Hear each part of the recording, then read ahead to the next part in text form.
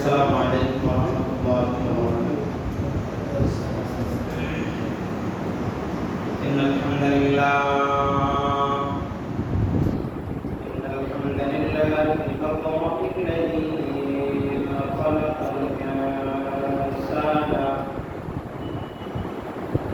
خلق الإنسان وكرمه وعلمه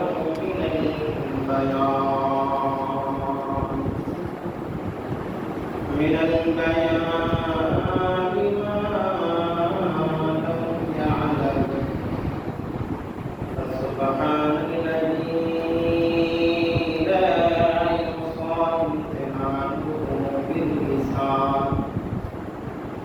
امتنانه باللسان ولا بالقلم.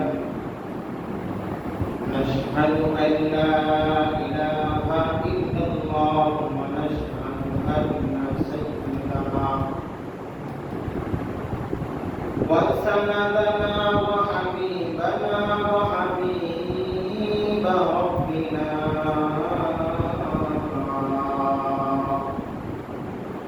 وطبيبنا وطبيب قلوبنا ومولانا محمدا عبده ورسوله صلى الله عليه وعلى آله وأصحابه وبارك وسلم تسليما كثيرا الذي أرسله بالحق بشيرا ونذيرا وداعيا إلى الله بإذنه وسراجا وقمرا منيرا. فقد قال الله تبارك وتعالى في القرآن المجيد: فأعوذ بالله من الشيطان الرجيم. সবাই জবান করে বিসমিল্লাহ। بسم الله الرحمن الرحيم.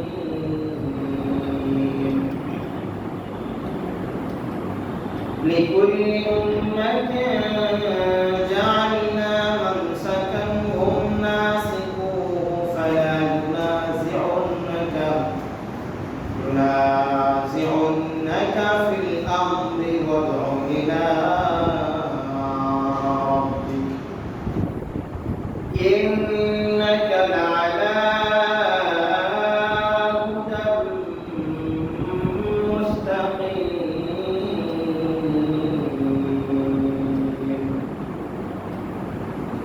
صدق الله العلي العظيم ونحن على ذلك لمن الشاهدين والشاكرين والحمد لله رب العالمين.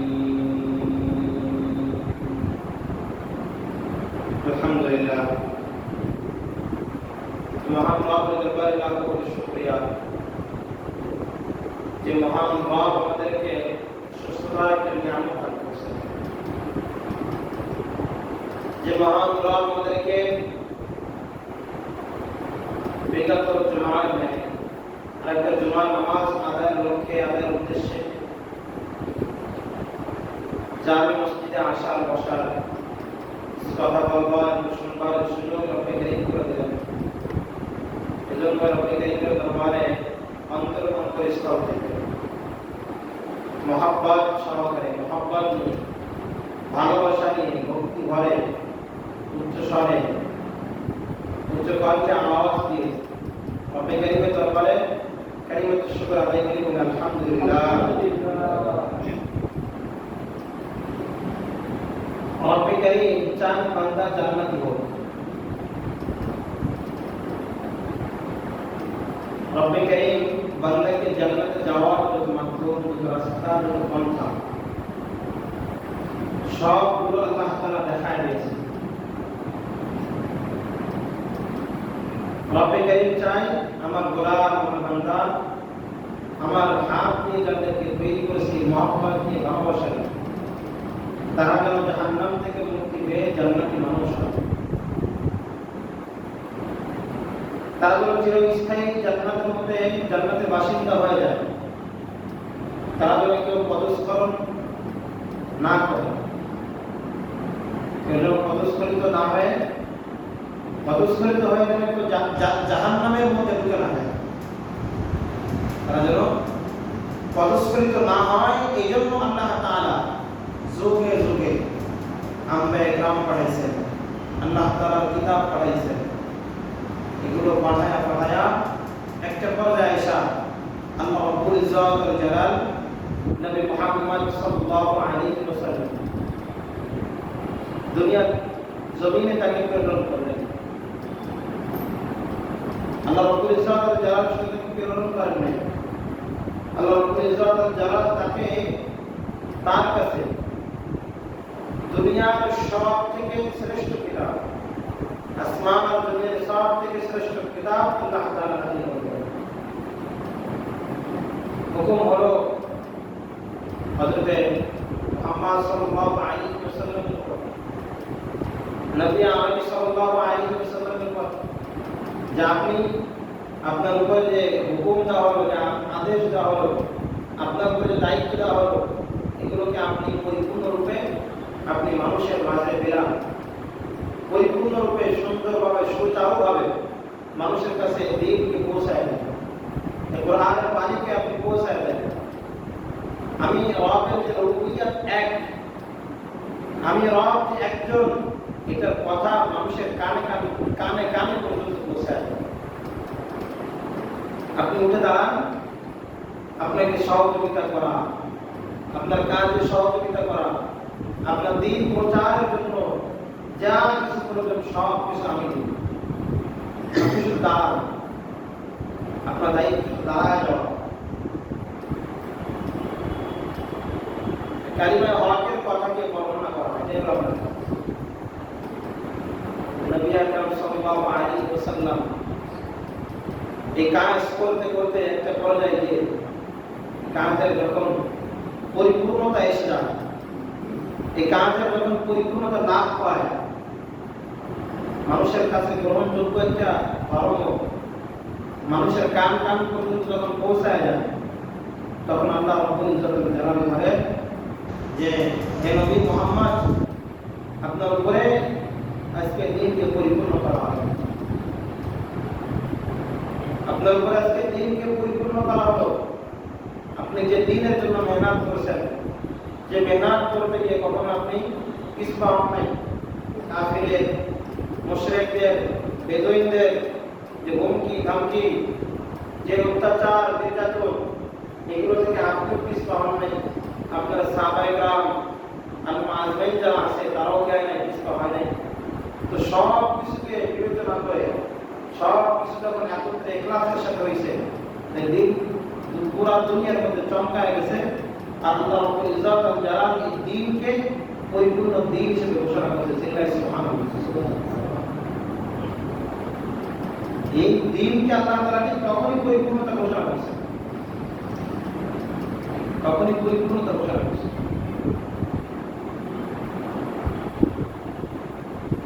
একজন বেদুইন, একজন খ্রিস্টান ইহুদি হযরত ওমর ফারুক রাদিয়াল্লাহু তাআলা আনহুকে বলতেছে, হে ওমর, তোমাদের উপরে আল্লাহ তাআলা কোন আয়াত নাযিল করেছিলেন, ওই আয়াতটা যদি আমাদের ধর্মের প্রতি, আমাদের কোন কিতাবের প্রতি যদি এই আয়াতকে আল্লাহ তাআলা নাযিল করতো, ওই দিনটাকে আমরা আনন্দ উৎসবের দিন বানাই দিতাম। ওই দিনটাকে আমরা আনন্দ উৎসবের দিন হিসেবে আমরা ঘোষণা করতাম। ওমর ফারুক রাদিয়াল্লাহু তাআলা বলতেছেন, কোন আয়াতের কথা বলতেছো তুমি? তখন ওই ইহুদি খ্রিস্টান বেদুইন ডাকতে বলে যে আল্লাহ তাআলা ইয়াউমে আরাফার দিন তোমাদেরকে একত্রিত করে রাসূল আকরাম সাল্লাল্লাহু আলাইহি ওয়াসাল্লামের বিদায়ী ভাষণের দিন যে আয়াতটা আল্লাহ তাআলা নাযিল করেছেন ওই আয়াতের কথাই সে আয়াতটা আল্লাহ তাআলা কোরআনে কারীমে উল্লেখ করেছেন। সে আয়াতটা হলো আল্লাহ রাব্বুল ইজ্জত ওয়াল জালাল বলেন আল-ইয়াওমা আকমালতু লাকুম দীনাকুম ওয়া রাদিতু লাকুমুদ দীনা ওয়া রাদিতু লাকুমুল ইসলামা দীনা। আল্লাহ পাক রব্বুল আলামিন মুহাম্মদ আরবি সাল্লাল্লাহু আলাইহি ওয়াসাল্লামের উপরে ঘোষণা করে দিলেন, হে মুহাম্মদ, হে আমার প্রিয় হাবিব, আপনি অত্যন্ত মেহনত করেছেন, আপনার মেহনত শেষ পর্যায়ে পৌঁছায় গিয়েছেন, আপনার মেহনত এখন পরিপূর্ণতা লাভ পেয়েছে, আপনি আজকে সন্তুষ্ট হয়ে যান, আপনি আজকে সন্তুষ্ট হয়ে যান। আজকে আমার কাছে সব থেকে পছন্দনীয় ধর্ম হলো, আমার কাছে সব থেকে মনোনীত ধর্ম হলো দ্বীন ইসলাম। চিন্তা করা যাবে সুবহানাল্লাহ। এই দ্বীন আর ইসলামকে আল্লাহ পাক রব্বুল আলামিন পরিপূর্ণতা ঘোষণা করে দিলেন। দুনিয়ার মানুষ কোন কাজকে পরিপূর্ণতা ঘোষণা করার ক্ষমতা রাখে না। দুনিয়ার কোন ধনী ব্যক্তি কোন কাজকে পরিপূর্ণতা ঘোষণা করার ক্ষমতা রাখে না। দুনিয়ার যত ক্ষমতাধর মানুষ হোক না কেন, ওই ব্যক্তিটা একটা কাজ শেষ করে বলবে যে এটা পরিপূর্ণতা লাভ করেছে, এটা বলার ক্ষমতা কোন দুনিয়ার কোন মানুষের নাই। দুনিয়ার কোন সিস্টেম বলেন, দুনিয়ার কোন রীতিনীতি বলেন, দুনিয়ার কোন রাম আর বামদের ধর্ম বলেন, কোন কিছুর ভিতরে পরিপূর্ণতা বলার ক্ষমতা কারণ নাই। কারণ পরিপূর্ণতা এটা একটা এমন একটা শব্দ, যে শব্দ ব্যবহার করার পরে ওই শব্দের মধ্যে ওই দ্বীন আর ওই ইসলাম, ওই দ্বীন আর ওই ধর্মের মধ্যে, ওই কাজের মধ্যে, ওই কৃষ্টি কালচারের মধ্যে, ওই সিস্টেমের মধ্যে, ওই রীতির মধ্যে নতুন করে আর কোনো সংযোজন বিয়োজন কিছুই করা যাবে না। এটা যদি করা যায় তাহলে তার নাম পরিপূর্ণতা হয়। কিন্তু দুনিয়ার যত নিয়ম দেখলাম, দুনিয়ার যত বাড়ি ঘর দেখলাম, দুনিয়ার যত কৃষ্টি কালচার রীতিনীতি দেখলাম, দুনিয়ার যত দল দেখলাম, দুনিয়ার যত ধর্ম দেখলাম, রাম আর বামদের কার্যকলাপ দেখলাম, কোন কার্যকলাপ একটা জায়গায় স্থির থাকে না। আজকে এটাকে ঘোষণা করেছে, তো কালকে দলের এক অংশ মানুষের এটা পছন্দ হয় নাই, তো পুরা মানুষ আন্দোলন নেমে যায়। এই নিয়ম আমরা মানি না, এই নিয়ম বাতিল করতে হবে তো করতে হবে। আন্দোলন মিছিল মিটিং শুরু হয়ে যায়। ঘর একটা ঘর বানাইছে, পরিপূর্ণ রূপ দিছে, এবার ওই ঘর মালিক বলতেছে ঘরের আর কোনো কাজ নাই। কিন্তু 2 থেকে 5 বছর পরে দেখা যায় ওই ঘরের আরো কিছু কাজ সংযোজন করা লাগে, বিয়োজন করা লাগে। দুনিয়ার কোন ধর্ম বলেন, দুনিয়ার কোন কৃষ্টি কালচার রীতিনীতি বলেন না কেন, যা কিছু আপনি দেখবেন সব কিছু যখন মানুষ তৈরি করে, এই তৈরি করার পরে মানুষ যখন এটা 2 বছর 4 বছর 5 বছর অতিবাহিত হয়ে যায়, তখন মানুষ বলে এই নিয়মের ভিতরে, এই কৃষ্টি কালচারের ভিতরে একটু সংযোজন করা দরকার, একটু নিয়ম আর রীতিনীতিকে পাল্টানো দরকার, আমাদের এই সংগঠনের রুলসটা একটু পরিবর্তন করা দরকার, পরিবর্তন করা দরকার। কিন্তু আল্লাহ রাব্বুল ইজ্জত ওয়াল জালাল বলেন, ও দুনিয়ার মুসলমান আল্লাহর গোলাম, ও আমার প্রিয় হাবিব মুহাম্মদ, আপনি শুনে রাখেন, আপনি শুনে রাখেন, আপনার উপরে যে ধর্মকে আমি পরিপূর্ণতা লাভ করলাম, আপনার যে ধর্মকে আমি পরিপূর্ণ হিসেবে ঘোষণা করলাম, কিয়ামত পর্যন্ত এই ধর্মের আর কোনো সংযোজন বিয়োজন কোনো কিছুর প্রয়োজন হবে না। এই ধর্ম মানুষ মেনে নেবে, এই ধর্মকে মানুষ গ্রহণ করে নেবে। আল্লাহ পাক রব্বুল ইজ্জত ওয়াল জালাল বলেন, শুধু ধর্ম না, শুধু ধর্ম না, তোমার কাছে আমার একটা কোরআন পাঠাইলাম, আমার একটা কিতাব পাঠাইলাম, যে কিতাবের মধ্যে কোনো সংযোজন বিয়োজন কিছুই করা লাগবে না। যদি কোনো মানুষ কখনো এই ধর্মের সংযোজন, এই কিতাবের সংযোজন আর বিয়োজন করতে চায়, তার সমস্ত কৃষ্টি কালচার, তার সমস্ত রীতিনীতিকে সংযোজন আর বিয়োজন করে সে কোরআনে কারিমের কাছে নিজেকে সমর্থ করে, সে কোরআনে কারিমের একজন সৈনিক হয়ে যাবে। চিল্লায় বলা যাবে কি সুবহানাল্লাহ। সেই দ্বীনের কথা ওই ইহুদি হযরত ওমর ফারুক রাদিয়াল্লাহু তাআলা আনহু বলতেছিলেন, সেই দ্বীনের কথা, এই দ্বীনে আপনার নবীর উপরে আপনাদের উপরে এই আয়াতটা নাযিল করা হয়েছিল। কত বড় সুখবর, কত বড় খুশ নসিব আপনারা, কত বড় সুসংবাদের দিন ছিল আপনাদের জন্য, কত বড় খুশ নসিব আপনারা। এই দিন যদি আমাদের আসতো, তা আমরা এই দিনকে একটা উদযাপন আর উৎসবের দিন বানাই নিতাম, উদযাপন আর উৎসবের দিনকে এটা গ্রহণ করে নিতাম, বানাই নিতাম। কিন্তু হায় আফসোস, আজকে আল্লাহ রাব্বুল ইজ্জত আল জালালের পক্ষ থেকে, নবী আরবি সাল্লাল্লাহু আলাইহি ওয়াসাল্লামের পক্ষ থেকে আমাদের জন্য হয়তো বা কোনো উৎসবের দিন নাই, বাকি এটাকে মূল্যায়ন করার একটা রীতি আর নীতি, নিয়ম, সিস্টেম, আমলের একটা পরিবেশ আল্লাহ রাসূল করে গেছেন। কিন্তু সেই আমলটা ভুলে গেছি আমরা, সে আমল আমরা এখন গ্রহণ করি না, সেই রীতিনীতি আর সেগুলো আমরা এখন গ্রহণ করি না।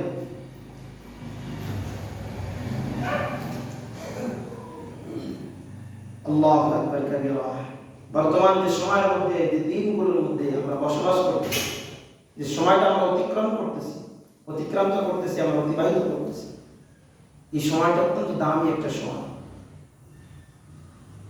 ভাই। এই সময়টা একটা দামি একটা সময়।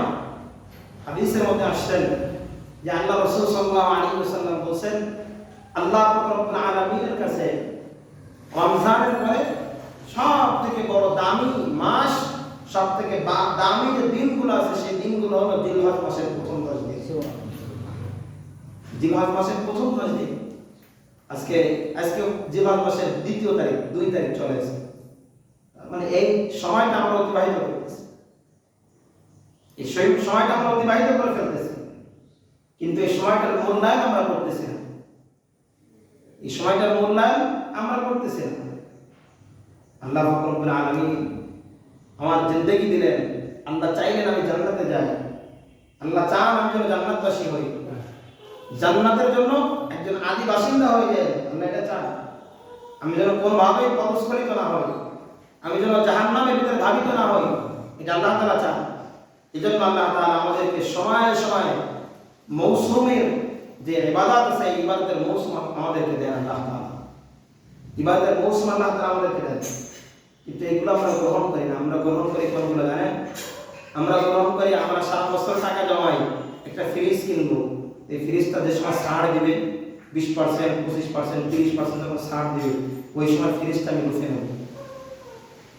আমি টাকা জমাই, একটা টেলিভিশন দরকার আমার ঘরের মধ্যে, এই টেলিভিশনটা ওই সময় কিনবো যখন ছাড় দিবে, কোম্পানি যখন একটা বিপুল পরিমাণ ছাড় যখন দিবে, ছাড়ের অফার দিবে, তখন আমি কি করবো? আমি তখন এটাকে লুফে নেব। এই সময় অপেক্ষায় আমি থাকি, আমি এই সময় অপেক্ষায় থাকি যে আমার একটা বাইক কেনা দরকার, মোটরসাইকেল কেনা দরকার, এইটা কখন ছাড় দিবে কোম্পানি, এই সময় অপেক্ষায় থাকি। মুসলমান আজকে তো এটা করা দরকার ছিল না, এটা উচিত ছিল। মুসলমান তো অপেক্ষায় থাকবে, মুমিন তো অপেক্ষায় থাকবে যে আল্লাহ তাআলা কখন ইবাদতের মৌসুম দেবে, ইবাদতের জন্য আল্লাহ তাআলা কখন অফার দেবে। একটা ইবাদত করবা তো পুরো বছরের সব তোমার আমল করে দেওয়া, এরকম মৌসুম আল্লাহ তাআলা কখন দিবেন। এটাই তো ইমান মুমিনের জন্য, ইমানদারের জন্য এই মৌসুমের অপেক্ষা করা দরকার ছিল। আজকে আমরা সেই অপেক্ষা তো করি না, বরং সেই সময়টা আমাদের কাছে যখন আসে, তখন আমরা এই সময়টাকে হেলায় খেলায় অবহেলায় নষ্ট করি। রাসূল আকরাম সাল্লাল্লাহু আলাইহি ওয়াসাল্লাম হাদিসের মধ্যে বলেন যে মানুষকে আল্লাহ তাআলা কিয়ামতের ময়দানে 5টা প্রশ্ন করবে, এই 5টা প্রশ্নের উত্তর মানুষ যত সময় দিতে না পারবে, একটা কদম মানুষ উঠাইয়া সামনে আগাইবে।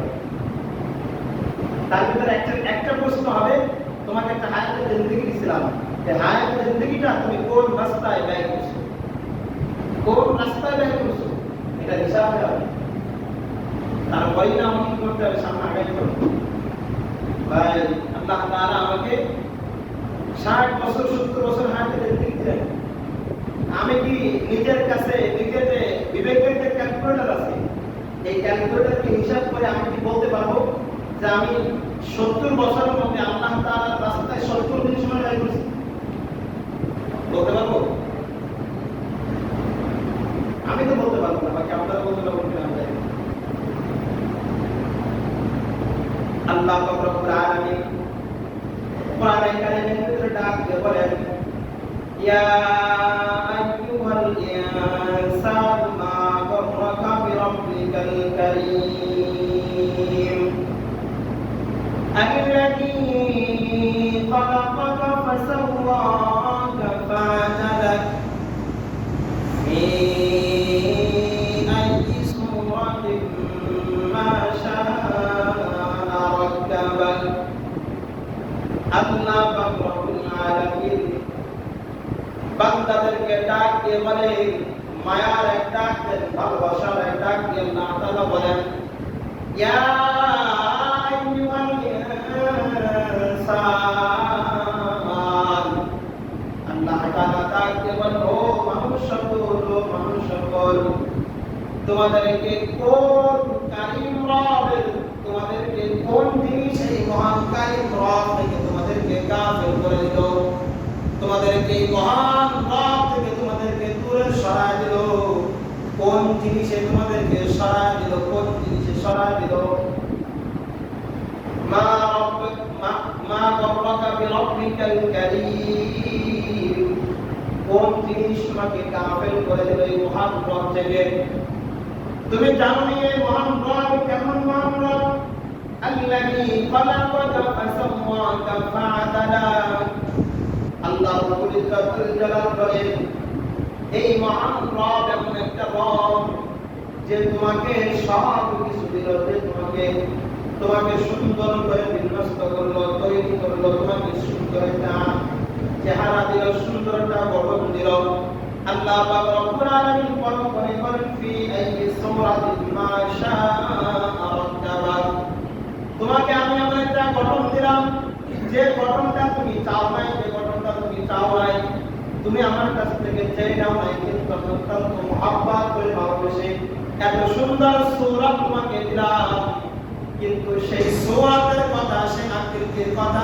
কে দিল এটা ভুলে গেলা এটা ভুলে গিয়ে তুমি কিসে ছুটতেছো কার কিসে তুমি ছুটতেছো জানো তুমি মনে করো যে এই শরীর হয়তো তুমি এমনি পেয়েছো তুমি এই চেহারা হয়তো এমনি পেয়েছো তোমার ভিতরে যে আত্মা আছে যে দিন আছে এগুলো তুমি মনে হয় এমনি পেয়েছো তোমার ভিতরে যে গঠনগুলো দেওয়া হয়েছে যে শারীরিক গঠনগুলো তোমাকে দিলাম এগুলো হয়তো তুমি মনে করো তোমার এমনি পাইছো না এগুলো তুমি এমনি পাও নাই আল্লাহ রাব্বুল ইজ্জাতুল জালাল তোমাকে দান করেছেন একটু চিল্লায় বলবেন কে দান করেছেন আল্লাহ আর একটু চিল্লায় বলবেন কে দিল আমাকে সেই কারীম রবকে ভুলে গিয়ে আমার আদি জায়গা জান্নাতকে ভুলে গিয়ে কোন রাস্তার দিকে হাঁটতেছে এটা একটু বিবেচনা করা দরকার কলবের কাছে প্রশ্ন করা দরকার কোন রাস্তা হাঁটতেছিস কোন রাস্তা হাঁটতেছিস বল আল্লাহ রব্বুল ইজ্জাতুল জালাল এই যে 9 থেকে 10টা দিন আমাকে দিলেন জীবন মাসে এই 9-10টা দিনের কসম আল্লাহ তাআলা কোরআনে কারীমে দিয়েছেন আল্লাহ তাআলা কোরআনে কারীমে এই 9-10টা দিনের কসম খাইছেন আল্লাহ তাআলা বলেন সূরা ফাজরের মধ্যে প্রথম থেকে আল্লাহ তাআলা বলেন ওয়াল ফাজরি ওয়া লায়ালিন নাস আল্লাহ পাক রব্বুল আলামিন বলেন প্রথমে ফজরের কসম খাইলাম প্রথমে ফজরের কসম খাইলাম সকালবেলা কসম খাইলাম আল্লাহ পাক রব্বুল আলামিন বলেন ওয়া লায়ালিন নাস 10টা রাতের কসম খাইলাম 10টা রাতের কসম খাইলাম আল্লাহ পাক রব্বুল আলামিন 10টা রাতের কসম খাইছেন ঠিকই কিন্তু কোন 10টা রাতের কসম খাইছেন এটা কিন্তু স্পষ্ট করে নাই কিন্তু মুফাসসিরিন ইকরাম মুহাদ্দিসিন ইকরাম সাহাবা ইকরাম যারা ছিলেন তারা কিন্তু প্রত্যেকই তাদের যে হাদিসের মধ্যে বর্ণনা করেছেন রাসূলের হাদিসের মধ্যে বর্ণনা করেছেন ফকিহগণ ফিকাহের কিতাবের বর্ণনা করেছেন মুফাসসিরিন ইকরাম তাদের তাফসীর গ্রন্থের মধ্যে বর্ণনা করেছেন যে ওয়ালায়ালিন নাসর দ্বারা আল্লাহ তাআলা জিলহজ মাসের প্রথম 10টা রাতের কথা আল্লাহ তাআলা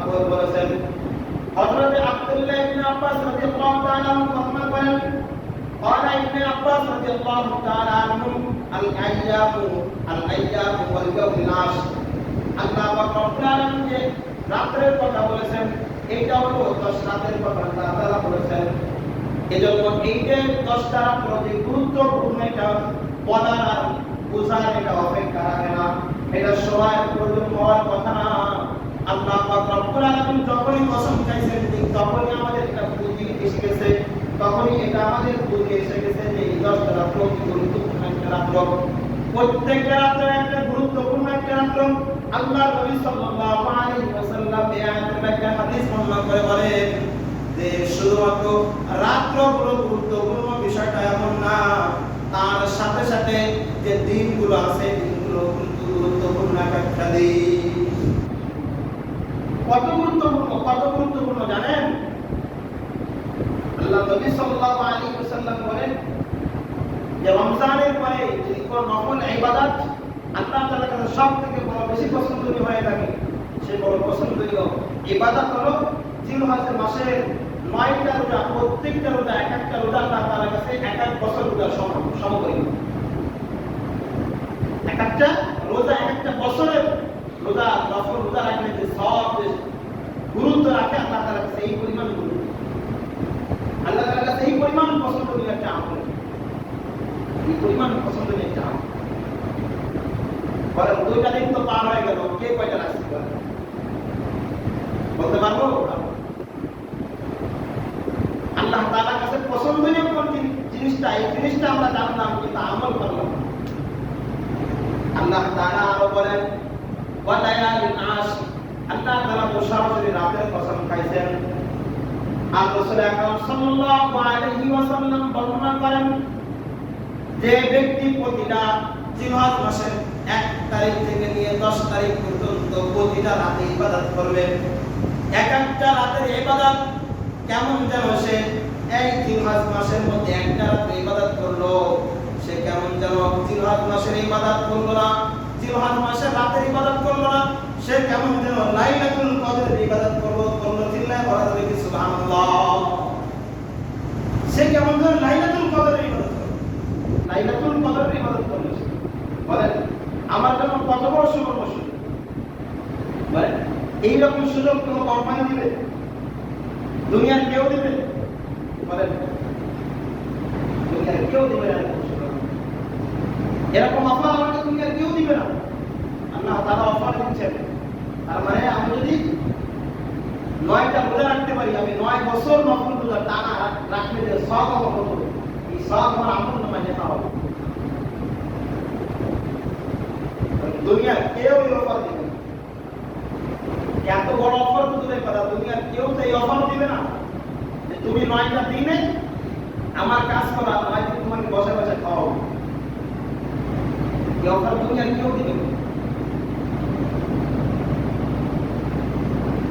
আল্লাহ রাব্বুল আলামিন এরকম অফার আমাকে দিলেন।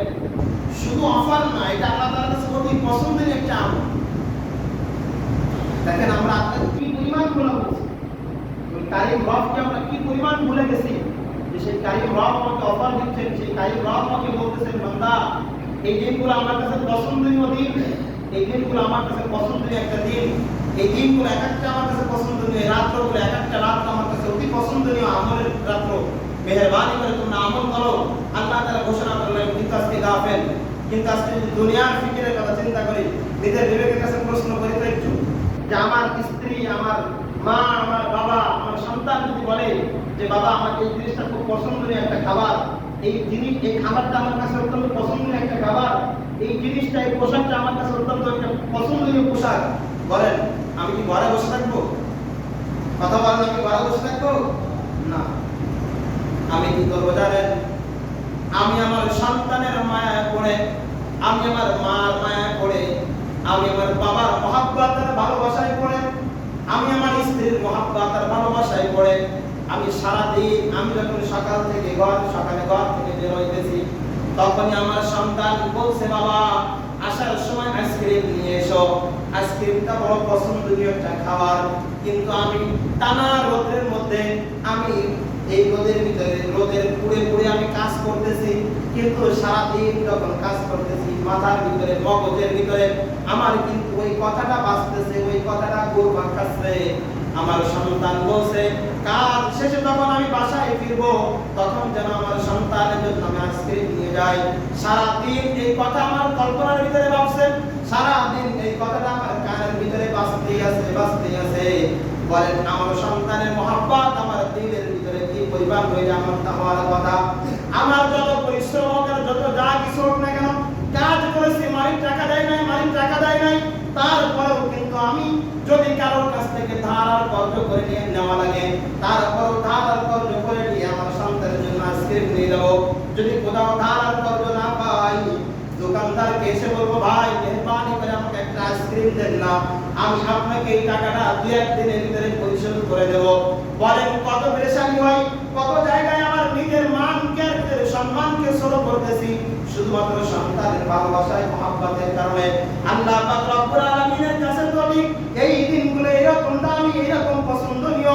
আল্লাহ পাক রব্বুল আলামিন তো বলেন যে আমার কাছে এই দিনগুলো ঠিক এরকম পছন্দনীয় দিন। বলেন না আমার মা, আমার সেই মায়ার রব, আমার সেই কারীম রবের মায়ায় পড়ে, প্রেমে পড়ে, ভালোবাসায় পড়ে, মহব্বতে পড়ে কয়টা দিন রোজা রাখতে পারবো আর কয়টা দিন রাতে ইবাদত করতে পারবো? কয়টা দিন পারবো? সে মালিক আমাকে তো সব দিল, সে সন্তান মালিক আমাকে দিল, এই মা এই বাবা মালিক আমাকে দিল, এই স্ত্রী মালিক তো আমাকেই দিল।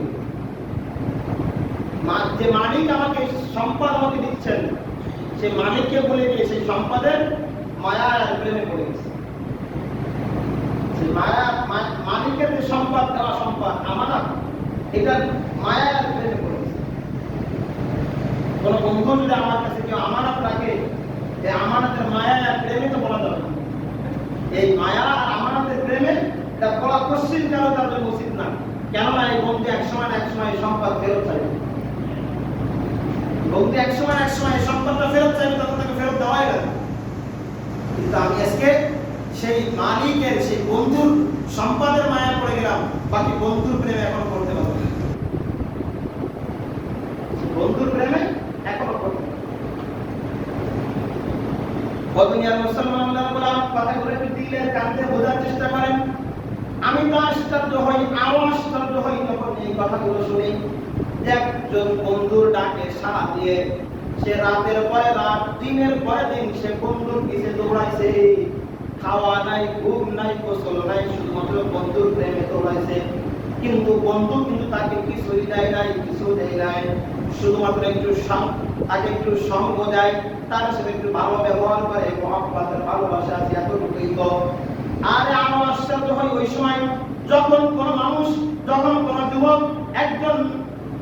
একজন পরনারীর সাথে তার প্রেমে পড়ে, তার মহব্বত আর ভালোবাসায় পড়ে গুনাহের কাজের মধ্যে লিপ্ত হয়ে রাতের পরে রাত পার হয়ে যায়, চোখে ঘুম থাকে না, মোবাইলের মধ্যে ফোনের পরে ফোনে কথা বলতে থাকেন, কথা বলতে বলতে কোন ফাঁক দিয়ে কোন সময় যে ফজর হয়ে যায় এটা সে নিজেও বলতে পারে না। কিন্তু আল্লাহ পাক রব্বুল আলামিন তো শুধুমাত্র 10টা দিনের কথা বললেন, আল্লাহ পাক রব্বুল আলামিন তো শুধুমাত্র 10টা রাতের কথা বললেন। আল্লাহ পাক রব্বুল আলামিন শুধুমাত্র বললেন, ও বন্ধু, ও আমার হাবিব, ও আমার প্রিয় বান্দারা, ও আমার প্রিয় গোলামেরা, তোমরা এই 10টা রাত আমার সাথে একটু প্রেমে কাটাও না। এই 10টা রাত আমার কাছে অত্যন্ত পছন্দনীয় রাত। এই রাতের মধ্যে আমি রব্বে কারীমের প্রেমের আর ভালোবাসায় তোমরা রাতগুলো কাটায় যাও। আমি রব্বে কারীম তোমাদেরকে বিনিময় জান্নাত দান করব। চিল্লা বলেন সুবহানাল্লাহ। বিনিময় জান্নাত দান করব। আর যে বন্ধুর পিছনে পড়লা, যে পরনারীর পিছনে পড়লা, লাশ পর্যন্ত, শেষ পর্যন্ত ওই পরনারী তোমাকে ধোঁকা দিবে, এমন ধোঁকা দেওয়া দিবে, এই যন্ত্রণা তুমি সহ্য করতে না পারবে, লাশ হবে। আল্লাহ তাআলা তোমাকে লাশ বানাবে না, লাশ বানাবে না। বরং আল্লাহ তাআলা এই জমিন আর আসমানের সবথেকে উচ্চ মাকাম তোমাদের দেবে, উচ্চ মাকাম তোমাদের দেবে।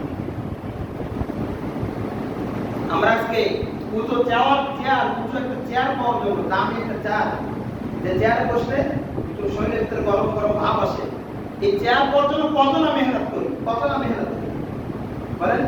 এই চেয়ার যখন ক্ষমতা থাকে তখনও কিন্তু হাজার খাদেমার করতাম পাশে থাকে না, হাজার খাদেমার করতাম কি পাশে থাকে না। আর যখন চেয়ার চলে যায় তখন কাউকেই খুঁজে পাওয়া যায়। কিন্তু আল্লাহ তাআলা এই অফারগুলো যদি কোনো বান্দা গ্রহণ করে, আল্লাহ তাআলা তাকে এমন এক দামি চেয়ার দান করবে যে চেয়ারে পরে মানুষ একবার বসবে আর নামার কোনো কি নাই, সিস্টেম নাই।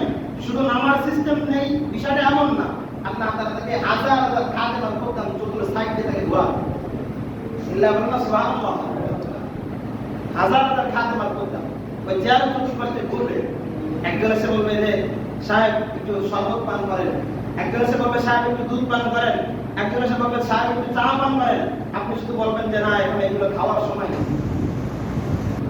এরকম খাদেমান করতাম আল্লাহ তাআলা আপনাকে সেই চেয়ার পাওয়ার জন্য একটু মেহনত করেন একটু মেহনত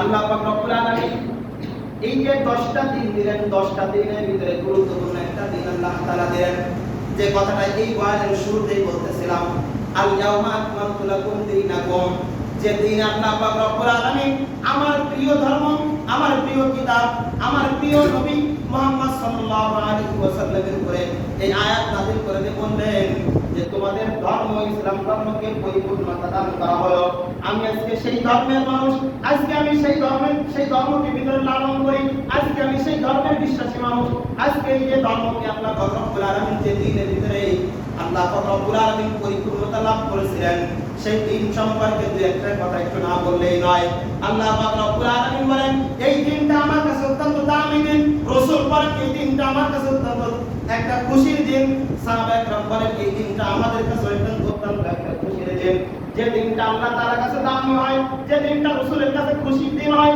যে দিনটা সাহাবীদের কাছে খুশির দিন হয় সে দিনটাও তো আমাদের কাছে খুশির দিন হওয়ার কথা ঠিক না ঠিক না বেড়ে একটু আওয়াজ দেবেন ঠিক না বেড়ে আল্লাহ রব্বুল আলামিন বলেন এই দিনের ভিতরে যদি কোনো ব্যক্তি রোজা রাখেন আল্লাহ রাসূল সাল্লাল্লাহু আলাইহি ওয়াসাল্লাম বলেন এই ইয়াউমে আরাফা 9 জিলহজ এই জিলহজের দিন যদি কোনো ব্যক্তি রোজা রাখে আল্লাহ রাসূল সাল্লাল্লাহু আলাইহি ওয়াসাল্লাম বলেন যে ইন্নী আহতাসিবু আলাল্লাহ আমি আল্লাহ তাআলার কাছে আশা রাখি আমি আল্লাহ তাআলার কাছে আশা রাখি যে আল্লাহ পাক রব্বুল আলামিন যে বান্দা এই 9 জিলহজ ইয়াউমে আরাফা দিন রোজা রাখবে আল্লাহ পাক রব্বুল আলামিন তার পূর্বের 1 বছর এবং পূর্ববর্তী 1 বছর সামনের 1 বছরের গুনাহ পিছনের 1 বছরের গুনাহ তার আমলনামা থেকে maaf করে দেবেন চিল্লায়ে বলেন সুবহানাল্লাহ আল্লাহ পাক রব্বুল আলামিন এমন একটা অফার দিলেন যদি 9টা রোজা নাও রাখতে পারে ধারাবাহিকভাবে এই 9 জিলহজ ইয়াউমে আরাফার দিন রোজা কে কে রাখবে তার হাতকে উঁচু করে আল্লাহকে দেখাই দিলাম সবাই হাতকে উঁচু করে আল্লাহকে দেখাই দিন আল্লাহ তুমি হাতগুলোকে কবুল করে দাও সবাই বলে আমিন এই 9 জিলহজের আরেকটা আমল যেটা গুরুত্বপূর্ণ আমল সামনে জুমার পালন হয় যেটা বলতেছি সেটা হলো তাকবীরে তাশরিক তাকবীরে তাশরিকের যে আমলটা আছে এটা ওয়াজিব একটা আমল ওয়াজিব একটা আমল এই আমলটা হলো আপনার 9 জিলহজ অর্থাৎ কুরবানির ঈদ হলো 10 জিলহজ তার আগের দিন 9 জিলহজ ফজর থেকে শুরু করে 13 তারিখ 9 10 11 12 13 ঈদের 3 দিন পর্যন্ত ঈদের তৃতীয় দিন আসর পর্যন্ত তাকবীরে তাশরিক এই শব্দটা পড়া প্রত্যেকটা মুসলমান নর-নারী করে ওয়াজিব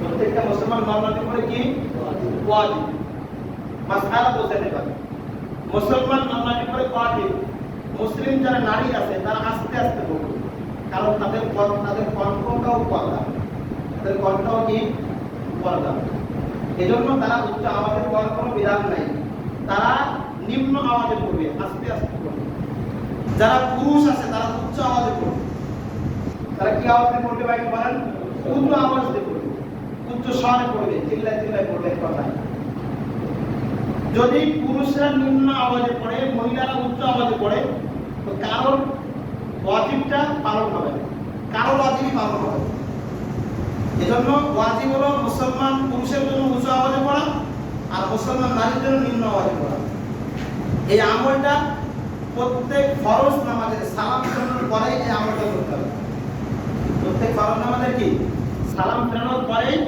এই আমল করতে হবে অনেক সময় দেখা যায় জামাতের আওয়াজ করতেছি বা ইমাম সাহেবের স্মরণ নাই তো মুক্তাদির যার স্মরণ থাকবে সেই একটু উচ্চ আওয়াজে শুরু করবে তো সবার স্মরণ করে যাবে এটা আবার অনেক জায়গায় দেখা যায় অনেকে বলেন যে 3 বার পড়া না একবার পড়া সুন্নাত 3 বার পড়া একবার পড়া ওয়াজিব 3 বার পড়া সুন্নাতের খেলাফ একবার পড়া ওয়াজিব 3 বার পড়া সুন্নাতের খেলাফ অলরেডি সময় পার হয়ে যাচ্ছে এজন্য দলিল দিতে পারতেছে না বাকি যদি কেউ জানতে চান যে ওদের এই যে কথাটা বললেন 3 বার সুন্নাতের খেলাফ এটা প্রমাণ দেন দিতে পারবো ইনশাআল্লাহ তাহলে বললাম কি যে একবার পড়া ওয়াজিব, তিনবার পড়া সুন্নাতের খেলাফ, একবার পড়বো ইনশাআল্লাহ। আর প্রতি ওয়াক্তে নামাজের সালাম ফেরানোর পরে, ফরজ নামাজের সালাম ফেরানোর পরে এটা পড়বো। যেদিকেও জামাতে পড়ি জামাতের সাথেই এটা আদায় করব, একাকি পড়লে একাকি আদায় করব, একাকি পড়লে কি একাকি আদায় করব। তবে অনেক সময় দেখা যায় যে এই যে 3 দিনের ভিতরে নামাজ কায়দা হয়ে গেছে, 5 দিনের ভিতরে নামাজ কায়দা হয়ে গেছে, এখন এই কায়দা নামাজ 5 দিনের বাইরে আমি আদায় করতেছি, তখনও কি আমার তাকবীরে তাশরিক আদায় করতে হবে কিনা? না, তখন তাকবীরে তাশরিক আমার আদায় করতে হবে না। তাকবীরে তাশরিকটা হলো নির্দিষ্ট একটা সময়ের আমল, নির্দিষ্ট একটা সময়ের আমল। সেই আমলটা হলো নির্দিষ্ট সময়টা হলো 9 দিবস থেকে 13 দিবস আসর পর্যন্ত, 9 দিবস ফজর থেকে শুরু করে 13 দিবস আসর পর্যন্ত এই আমলটা চলবে, এর বাইরে আমল করার কোনো সুযোগ নেই। এবার তাকবীরে তাশরিকটা কি জিনিস আপনি সমাজে শুনলাম, এটা কি জিনিস? এটা হলো আল্লাহু আকবার, আল্লাহু আকবার, লা ইলাহা ইল্লাল্লাহ, আল্লাহু আকবার, আল্লাহু আকবার, ওয়ালিল্লাহিল হামদ। এইটা হলো তাকবীরে তাশরিক। আপনারা একটু কয়েকবার আমার সাথে পড়বেন সহজের জন্য। বলেন আল্লাহু আকবার, আল্লাহু আকবার, লা ইলাহা ইল্লাল্লাহ, আল্লাহু আকবার, আল্লাহু আকবার, ওয়ালিল্লাহিল হামদ। আরেকবার আল্লাহু আকবার, আল্লাহু আকবার, লা ইলাহা ইল্লাল্লাহ, আল্লাহু আকবার, আল্লাহু আকবার, ওয়ালিল্লাহিল হামদ। এটা পড়া কি সবাই বলেন কি পড়া? ওয়াজিব, প্রত্যেককে পড়তে হবে ইনশাআল্লাহ। আল্লাহ পাক রব্বুল আলামিন আমাদেরকে সহিহ সালামতে ইখলাসের সাথে কুরবানি করার এবং এই জিনিসগুলোর গুরুত্ব বুঝে আমল করার তৌফিক দান করেন। ওমা আলাইনা ইল্লাল বালাগ, তার সুন্নাত পেশ, সুন্নাত